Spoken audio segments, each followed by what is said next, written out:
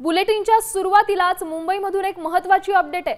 मध्य रेल्वे तब्बल 20 ते 25 मिनिटे उशिराने धावतीये। ठाणे ते कल्याण दरम्यान धीम्या गतीने ही वाहतूक सुरू आहे।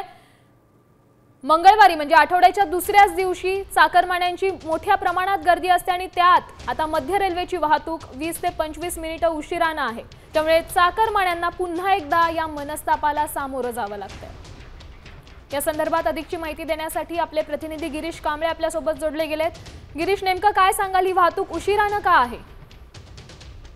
आणि सायन्स स्थानका दरम्यान आहे ते ओव्हरहेड वायर तुटले आणि त्यामुळे त्या ठिकाणची मध्य रेल्वेवरची जी वाहतूक आहे ती थोडीशी विस्कळीत झाल्याने 20 ते 25 मिनिटे उशिराने धावत आहे।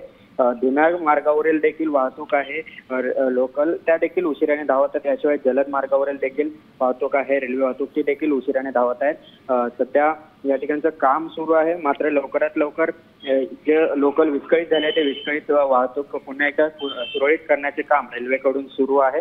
मात्र काल देखील रात्री कुर्लाच्या दरम्यान अशाच पद्धतीने ओव्हरहेड वायर तुटली होती, त्यामुळे रात्री देखील रेल्वे वाहतूक विस्कळीत झाली होती आणि आज पहाटे देखील रेल्वे वाहतूक विस्कळीत झाली। त्यामुळे जे मुंबईकर कामावर जात असतात त्यांना मात्र याचा मनस्ताप आहे तो सहन करावा लागत आहे। तब्बल 20 ते 25 मिनिटे उशिराने धावत असल्यामुळे त्यांना त्यांच्या कार्यालयांमध्ये कामात जाण्यास देखील वेळ लागत आहे।